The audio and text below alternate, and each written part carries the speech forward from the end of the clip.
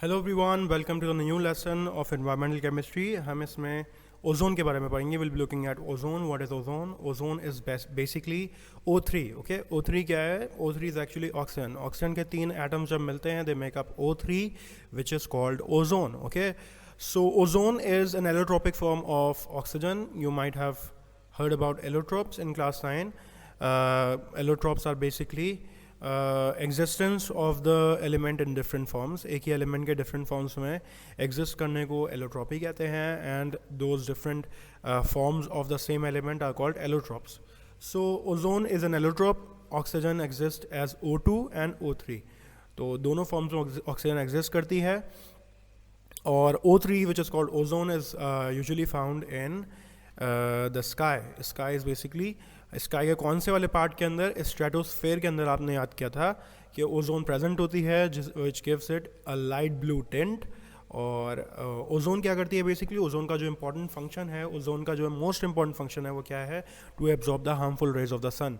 सो sun के अंदर जो सबसे इंपॉर्टेंट हार्मफुल रेज हैं वो कौन सी हैं? दे आर अल्ट्रावायलेट रेडिएशंस, और अल्ट्रावायलेट रेडिएशंस को एब्जॉर्ब कर लेती है O3 के मॉलिक्यूल्स। ठीक है, और ओजोन बनती कैसे है? When oxygen in the air reacts with another oxygen atom. एक ही ऑक्सीजन एटम मॉलिक्यूल, एक ऑक्सीजन मॉलिक्यूल जब ऑक्सीजन एटम से रिएक्ट करता है या रेडिकल से रिएक्ट करता है तो वो बनाता है O3 which is ozone. Okay, so ozone की फॉर्मेशन कैसे होती है? ओजोन की फॉर्मेशन होती है, वी हैव लर्नड कि जब O2 ऑक्सीजन यानी कि ऑक्सीजन मॉलिक्यूल जब ऑक्सीजन के किसी भी एटम से रिएक्ट करेगा, ये रिएक्शन का होता है? रिएक्शन होता है स्काई में यानी स्ट्रेटोस्फेयर लेयर के अंदर, जहाँ पर ऑक्सीजन मॉलिक्यूल में भी प्रेजेंट होती है और एटॉमिक फॉर्म में भी प्रेजेंट होती है। तो जब ये दोनों रिएक्ट करते हैं तो बनती है O3 विच इज़ ओजोन, और यही O3 अनस्टेबल होती है उस वक्त, और ये O3 दोबारा से किसी और ऑक्सीजन एटम से रिएक्ट करके ऑक्सीजन का मॉलिक्यूल बना लेती है। तो ये फॉर्मेशन एंड डीकम्पोजिशन साथ साथ चलता रहता है, और इसका बैलेंस रहना बहुत ज़रूरी है। यानी O3 की फॉर्मेशन होना और O3 की डीकम्पोजिशन होना बहुत इम्पॉर्टेंट एक स्टेप है, और स्ट्रेटोस्फेयर के अंदर अगर ये बैलेंस इम्बैलेंस हो जाए तो वहाँ पर बहुत बड़ा मसला हो जाएगा, क्योंकि अगर O3 ज़्यादा बने और डीकम्पोजिशन कम हो तो भी ख़तरनाक है, क्योंकि O3 की क्वांटिटी कंसंट्रेशन बहुत ज़्यादा बढ़ जाएगी स्ट्रेटोस्फेयर के अंदर उस केस में।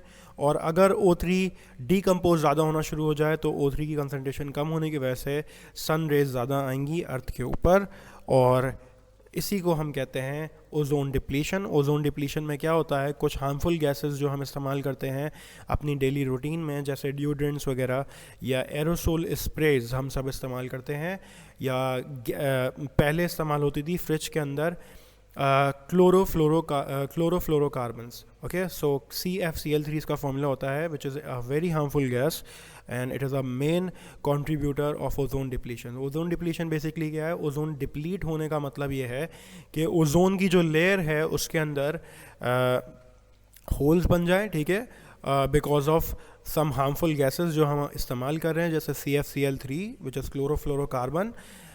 जब ये जाती है ऊपर क्लोरोफ्लोरोकार्बन तो ये बेसिकली क्लोरीन के रेडिकल प्रोड्यूस करती है। जब ये अल्ट्रावायलेट रेज इसके कांटेक्ट में आएगी, सूरज की रेस जब इसके ऊपर आके अटैक करेंगी तो बेसिकली CFCl3 कन्वर्ट हो जाती है CFCl2 में, और साथ में बनता है क्लोरीन रेडिकल, और radical are very reactive.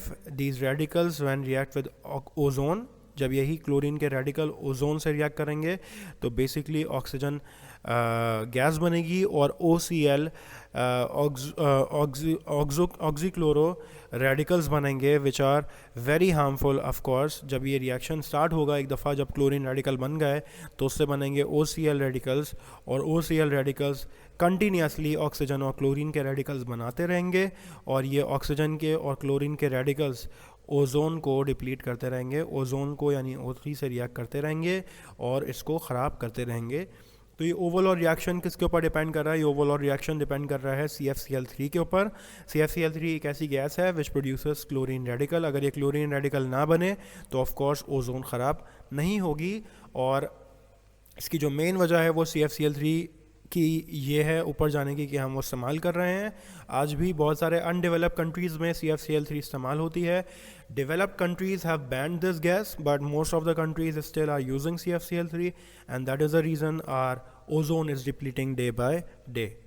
So this is the reaction which occurs. Sun की रेज नॉर्मली क्या, जब ओजोन लेयर होती है तो ओजोन लेयर अगर हेल्दी है तो उस केस में क्या होता है, सन की रेज अर्थ तक नहीं आती, ओजोन उसको एब्जॉर्ब कर लेती है और earth is happy in that case.